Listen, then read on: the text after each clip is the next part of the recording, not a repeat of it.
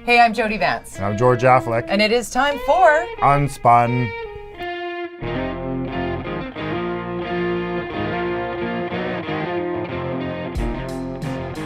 I like to say UnSpun differently every time if I can. It's a thing. We can cut them all together when we do our best of year end. 16 weeks in. Who knew? I know. People are listening, George. We've got fan mail. Fan mail. Let's start with that before we dive into or mockery. I'm not quite sure. No, I like this one. They at least didn't write what I thought you said. Right. Which is Okay. good. So I'm not sure if you can read this. It says, "Don't eat the brown acid." This is from Robert Carnell. Nice. Who tweeted at UnSpun podcast, because last week we were talking about, drawing reference to the fact that 420 could be like Woodstock if they found a farmer's field instead of Sunset Beach. We'll get to 420 in a second, so if you want to hate on us about that, stand by. You'll have a great opportunity Used to. that this week. And then we had Jen Dalton West. Jen Dalton West and Nucky. She's like, new favorite podcast. I actually got a DM. I opened up my direct messages on Twitter to anybody, which people are like, oh, don't do that. And I'm actually quite enjoying the... You didn't have it open before? I didn't know. Oh, really? I didn't realize. Oh, wow. It was only people that I followed and they followed me back. Yeah, I'm such a but you opened it up publicly. Yeah. Oh, okay, I'm not sure. I don't think I have mine publicly. What's like your... People can do it, but I have to accept them. That's right. Yeah. But same. So they are open. Okay, So it is but how do people find you on Twitter? George_Aff. Is that what you're asking? Yeah. George_Affleck.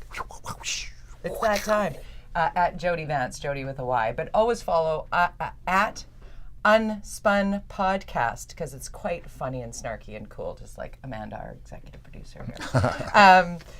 Where do we start How with? did she get that title? Is she getting paid for this? Well, she's your wife, so there's that. So she does run this show. She runs a lot of things. She runs this show, George.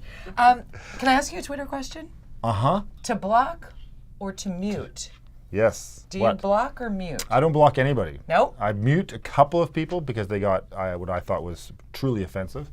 And I think you've seen some of those horrible things that people say. But no, I don't block anybody, and I engage with anybody if I think it's going to be fun.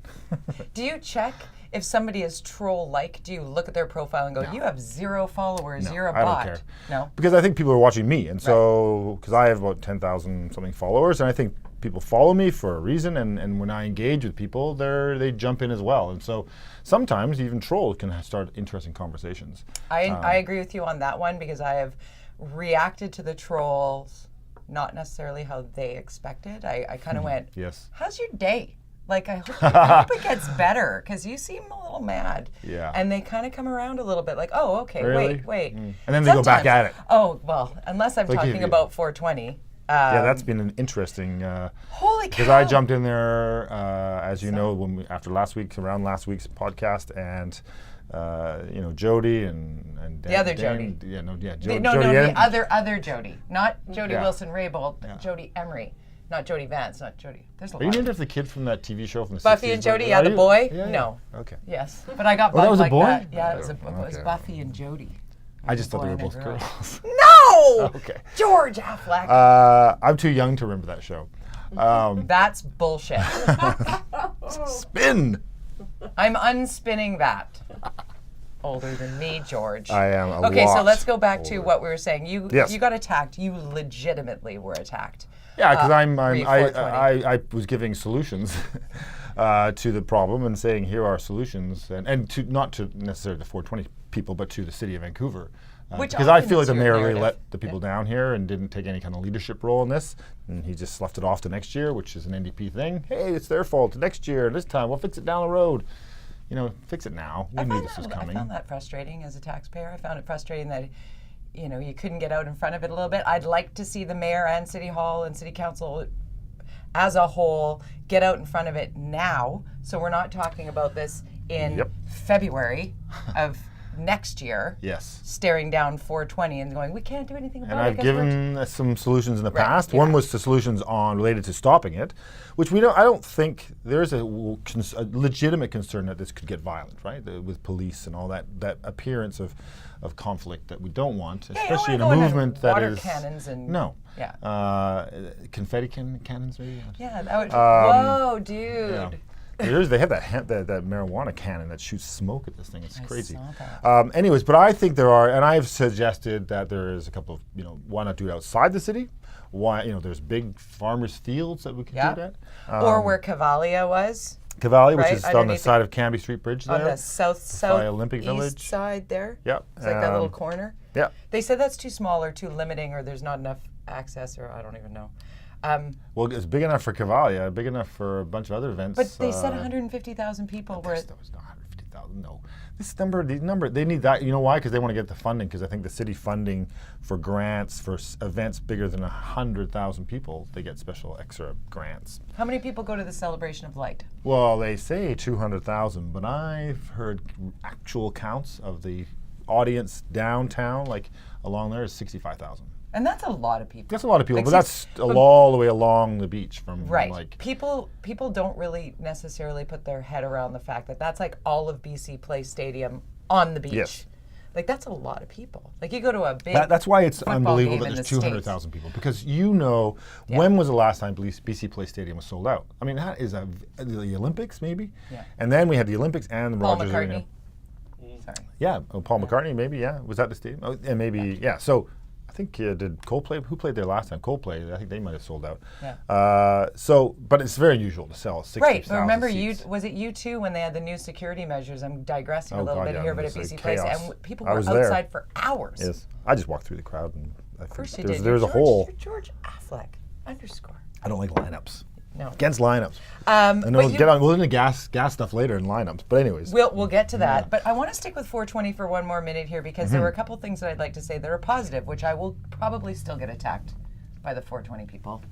Yes. Because even if you agree with them, you get attacked because it's intolerance, bigotry, exclusion, and demonization of the fake legalization. These are all the things that I saw happen to you on Twitter. Linda Steele, my good friend. She's been taking the heat. Wow, and she's just Keith like... Baldry, too, I think, is also been going pretty aggressive. They attacked Richard Zussman.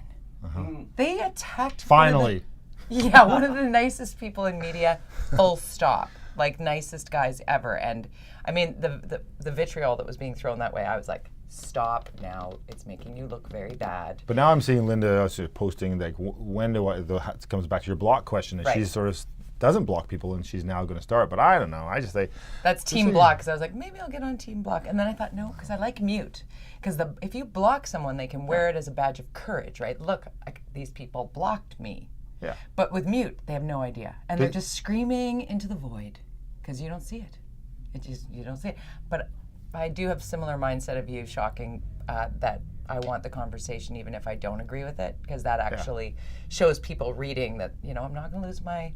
I'm also like, I'm blocked by some people apparently. I've only know of one for sure, which is Andrea Reimer, former city councillor, blocks me. She blocked me from the moment I was elected. I don't know. I think I've maybe said a couple of things over the years about Andrea Reimer. Politics though. But I mean, she doesn't, What'd I don't you say? get, You so just she blushed. No, I don't think, I mean, I don't, we don't share a lot in common, right? Which is fine, and so she talks about me, and I don't see these tweets because she blocks me, and so that's a double whammy to me. If you're gonna block somebody and then you go on and rave about them, that's just not fair. And so I get these people send me screenshots of things she's saying, and I'm like, oh my, what the hell? Andrea Reimer, please tell us why you blocked George Affleck.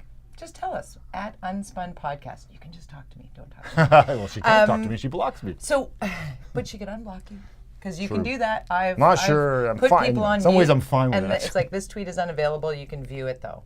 If you put someone mute, because it just it shows up, but you can still click it on and. What are you saying now? Yes. Okay, never mind. Glad you're there. Now I remember why I muted you. I totally went on a tangent there. I apologize. That's where my head's at this week. But 420. In 2019 is in the books, and I have to say 42 emergency room visits for some kind of edible issue. Mostly edibles, yeah. Yeah? 80%. But everybody was fine. No violence. Cleaned up. They did a good job. I went by the next morning. I know that staff put a report, emergency report together. It was 100 pages or something. So there was a lot of staff time, but to their credit, but you went down there and you saw all the signs that they had a strategy for exit strategy if there was anything did go wrong. But the city took that on themselves and covered the costs. But wait a minute. When the city covers the cost, the taxpayers we cover the cost. So that's a bone of contention. Now. Was it Dana Larson? I think it was Dana Larson who said, we're coming back here next year. We're doing it this way. We're doing it our way. They want the venue. Is that a gauntlet throwdown to Kennedy Stewart? Because isn't there another way? Like, I think what you were saying earlier in our pre-show meeting was a great idea. I was going to say that they always argue that this is kind of it's almost like car-free days, which we have on, say, Commercial Drive, which has probably as big an audience. Right, on Greek Days on West Greek Broadway. Days, Love it. you know, and any of these car-free days on Main Street. Yep. They do one on Denman. So why not, if people can survive the day of smoke, and the park board have said it very clearly, we don't want it in the parks. We have no smoking policies. But we don't have a no smoking policy on our streets in Vancouver. Nope. So if we're going to permit them, which is what Dana Larson and Jody Emery talk about, give them the permit so they can act and get all that funding and whatever it is. Say, pick your street, man. Choose a street, do it as a car-free day kind of thing. I would have no problem with this in my neighborhood, by the way. I would have no problem with it. I'm not anti-420. I'm anti-420 at Sunset Beach. Yes. I don't want it at the park. Ugh. It So, just bugs me. a lot of retailers might not be happy, but it depends on the street. They might be super happy. Well, there's streets in sub-streets, like in Mount Pleasant. There's streets and there's a park just around the corner from my office here where you could close off that whole area. I know exactly where it should be held. Point Grey Road. Wouldn't that be good?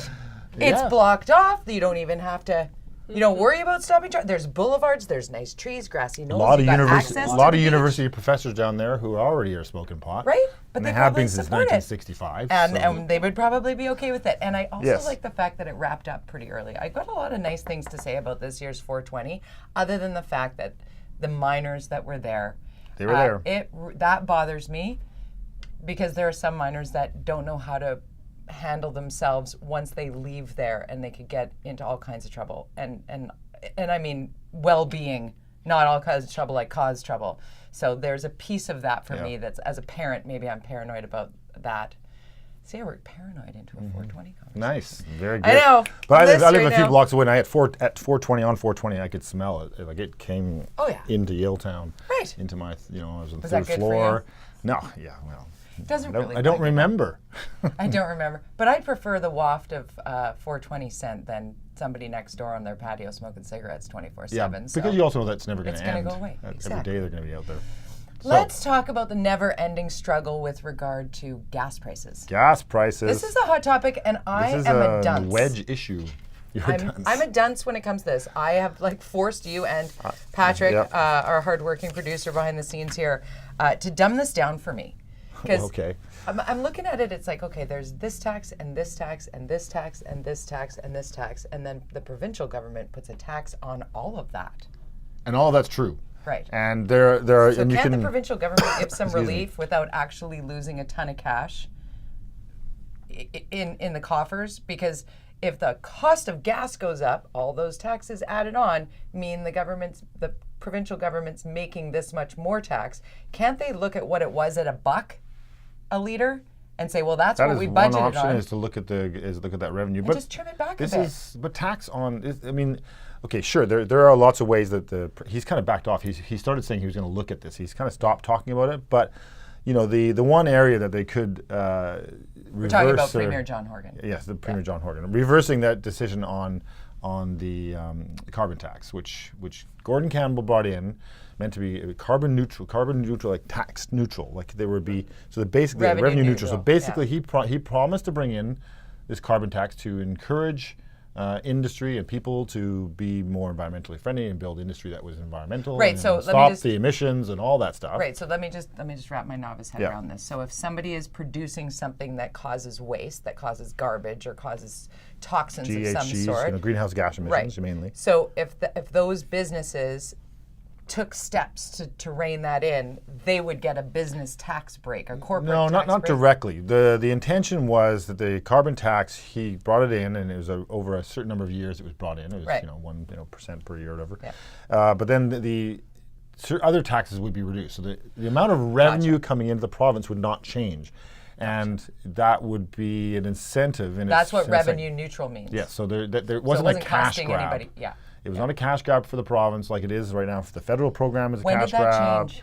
Well, the moment the NDP got in power, they switched it immediately, and as of April 1st, it's gone up 2%, I think. So it's is now. Is that a gift to the Green Party? Is that something that was the NDP love plan? tax. It's a beautiful little tax to, that's always a problem. Remember in the 100 years ago, there was no such thing as income tax. As soon as you bring in a new tax, a future government will then go, well, they're not going to take the tax away. They'll just enhance it, which means increase it and make it worse. We'll put a surcharge, which is also a tax. Or so that represents fee, which is also a tax. Yeah, so 10 cents if you're a leader now, basically, it goes to carbon tax. Yeah, and then it goes where? Into general revenue now. I hate those words. I know, and so if those words, I know, George. I wish if he had decided that he was going to increase the carbon tax, I would have preferred saying, okay, I'm going to increase it, 5 cents a liter or 5% or whatever, but all that money is going to go into environmental things like more SkyTrains or whatever. Or reducing the cost of planting SkyTrain trees. and buses. I don't know, but it's general revenue, so we don't know where the money will go. I mean, it goes to everything, but to me, it's just how they pay for all their programs, whatever those might be, and you may love or hate those programs, but what I always speak about when I was in office was transparency of tax. Like, I'm paying $50. Where's that $50 going? As much as you can do that as a government, the more people feel comfortable about paying those taxes. I agree with that 100%. But the fact that it's not happening, and now you're out of politics, so who's going to scream for it at any level? How do we get there? Because there seems to be that shroud and cloud around, well, just trust us with the money. We'll just take care of what we collect in. Because so many of us, I just paid my ICBC. I told you that a couple weeks ago. I just did my ICBC renewal, and it went up exponentially. Yes. And I'm like, and that's, of course, they're pointing fingers at that one. But who took it? They used it as a piggy bank. Nobody knows where any of that money went. The driver of a vehicle, a car right now, is being attacked in every single which way. Not homeowners as well.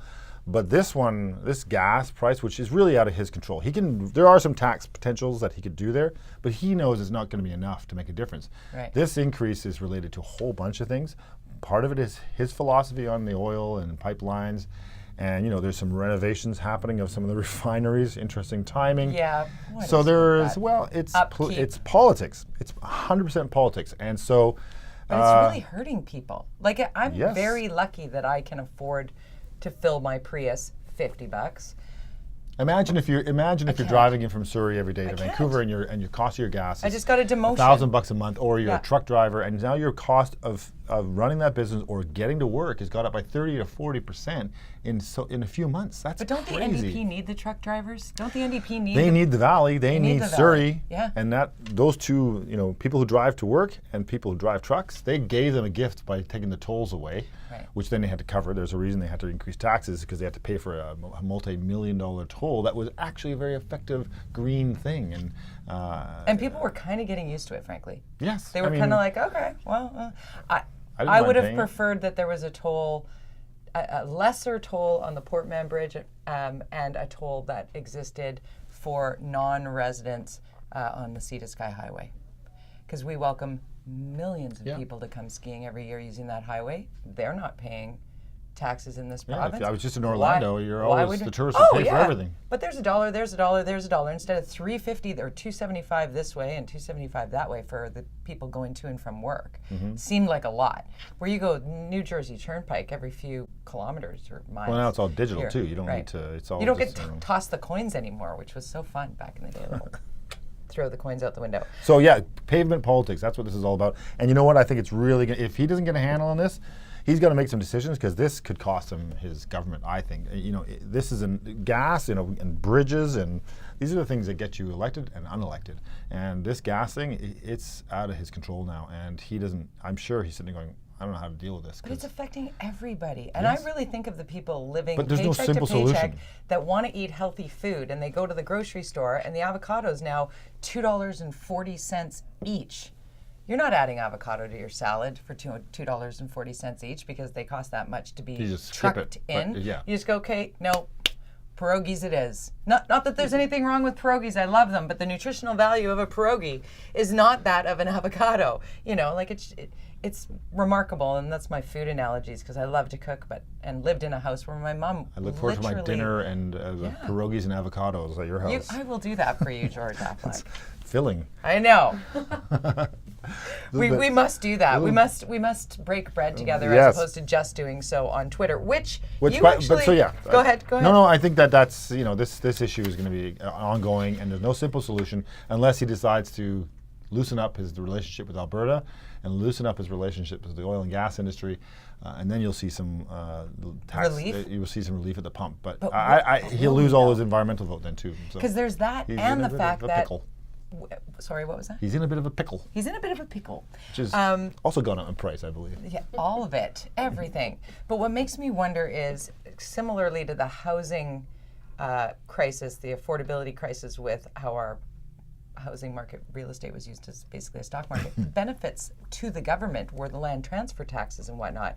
And you get, the grand government, whoever it is, get addicted to that incoming. Yes. Vancouver has this, empty homes tax, and it's representing potentially $30 million a year. That's 4% tax increase of value of 4% taxes in money from.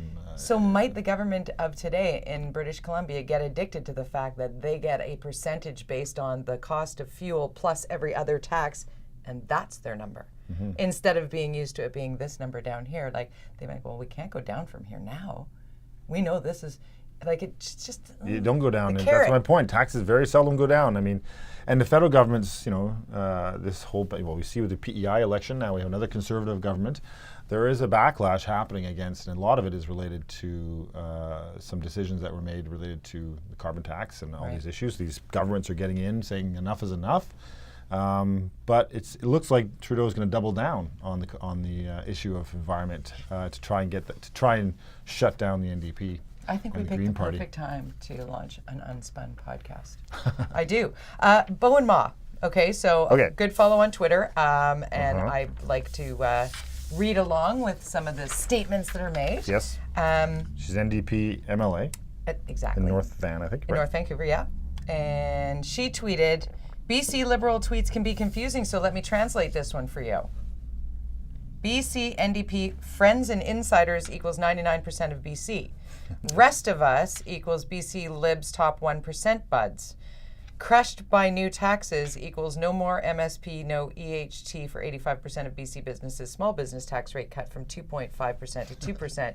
And then they had the Twitter picture, she had the Twitter picture of the actual Liberal tweet that she was trying to unspin. That's not unspun. I mean, I'm so I don't know Bowen and all, but I mean, this was, that's what I call irony. I'm going to help you be unconfused here. And I'm reading this going, what? I mean, because I sent it to you and I'm like, can you unspin this for me? And he was, no. No. This is literally a lesson in how not to tweet. Yeah. Twitter is originally 140 characters, now 60 or whatever it is. So it's more. Yeah. But it's still limiting. And if you write something like this and you try to, it's people start scrolling by. You got to, you got to have a little bit of you got to have the little bit of the Vegas Golden Knights Twitter attitude. Like you got to make it fun and simple and consumable, and then get your point across. I believe. Yeah. And if you're going to do something complicated, then you got to do those streams. So which people don't know. Well, they don't do that. 1/2. 1/2. You're like, which one? Where do I go? So you put forward this. Can you walk us through the? I put a whole bunch of things. I thought a lot of stuff about Twitter with the 420 stuff we were talking about earlier, which was this Twitter war and watching Linda Steele go at it. But there was this other Twitter thing happening. It's also happening on Facebook, which was the first jobs going. That one's going crazy, which I am not going to jump. But they did the first jobs. But I think you did. I did 5 jobs. 5 jobs. I didn't see the first 5 jobs. Yeah, that was first 5 jobs. But it was 5 jobs that I saw, and it was actually Sandy Garacino who had put waitress, articling student, lawyer. And I loved that. That's good. So I started I did fry cook, line cook, waitress in a bar, broadcaster, podcaster, columnist. And I thought, okay, well, those are funny and cool. People started chiming in. It's amazing. There's lots of people talking about it. Did you know Keith Baldry was like a hawker at the P&E? I know. I've seen pictures of it. Have you? I have. There's a picture of him and John Mackey, who did it together. No. From the Vancouver Sun. They were both carnies. I love that. At the P&E and way back in the day. But you should do the 5 jobs. Just 5. You don't have to do first I can tell you the worst job, which was what? cleaning out a mink farm that I worked at in Langley. And I did it for 2 days, and I said, I can't do this. Because if you've ever been into a mink farm facility, which is like you can't stand up, and they have a lot of stuff coming out of them. And my job was to clear out the feces. Gross. So there were so many levels of horribleness in that job that lasted 2 days for me. I'm like, ethically, environmentally, breathing wise, it was disgusting. So what does this emoji? That made politics so easy after that. What does this emoji mean to you. Yes, I'm holding that's my been going on there palms too. together. So I saw, I think it was Larry Gifford from CKNW. Yep. I always thought it was praise, but there's people who think it's a high five. That's the latest thing. Didn't you know that's a high five? I'm like, no, I thought that was there's prayers. another hand up is a high Yeah, five. that's a. So so is it what? Which is it? It's a pray. Mm-hmm. I think What's this one then? The hands where you're open and you're going. Is that a hooray? I don't know. Oh, whatever. Whatever. This one. Yeah, you got to be watching this podcast on video to understand it. Hopefully, you got us on the orca.ca. Yep. Download the podcast, of course. The power of a hashtag. I just thought that was interesting because the Me Too movement that really took off because of I think the hashtag. Totally. Donald Trump. When we talk about Twitter, I mean, enough said. Kafafe, anybody? Kofefe. I mean, we don't even have to talk about him, but the power of Twitter for him has been exponential in how you use it. Did you see Sarah Sanders' tweet today? The press secretary, Sarah Sanders, who was in the Mueller report for lying. She admitted to Robert Mueller's team that she lied about all of the FBI or a great number of people. Hold it. Somebody in the Trump administration was lying? But she admitted it. Like somebody in the Trump administration admitted to lying because she had to. And then she's basically said, well, I misspoke. I'm not like a Democrat robot, was what she said to Fox News, of course. And then today she tweeted a post, I think it was a throwback Thursday, of her and Kanye West. Oh, really? And I'm like, no throwback Thursday, Sarah. You lie. You lie. You're the press secretary. Like, you lie. So those are the things that PR person move who on. lies. This never has ever happened in the history of public relations that somebody would lie. Well, you got to spin it. You don't just lie. The press secretary? I'm sure she thought she was spinning, but she lives in a lying world. I mean, does. how do you tell a lie? How do you not tell a lie about a person who's lying all the time? It's a very challenging job she has there. Point. That's why I work with you. You're very honest. Worst Sometimes tweet to ever? your own detriment. Worst tweet ever what? Well, I think the one that, and speaking of PR people, was that PR person, Justine, and she's kind of disappeared, probably on purpose. I read an article about it, but Justine Sacco, and she tweeted, going to Africa, hope I don't get AIDS, just kidding, I'm white. Got on the plane, landed in Africa. 16 million retweets. She's like, my career is over.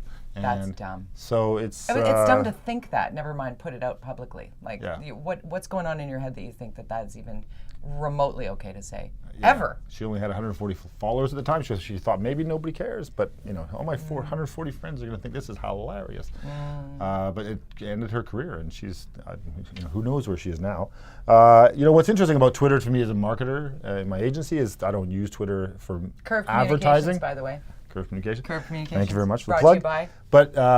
But and so the Twitter model, the business model, it's been a mystery to most people, and but actually their stock has been going up in recent days, and their followers, more people doing it. So up significantly. Yeah, significantly, 17% in the last couple of days. So their stock. So maybe Twitter's actually figured out, because people use it, mostly people like us.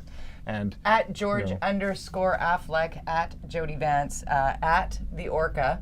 It's just at the Orca, but you can go to the orca.ca, read some of the great columns there, including mine. Did I say mine's great?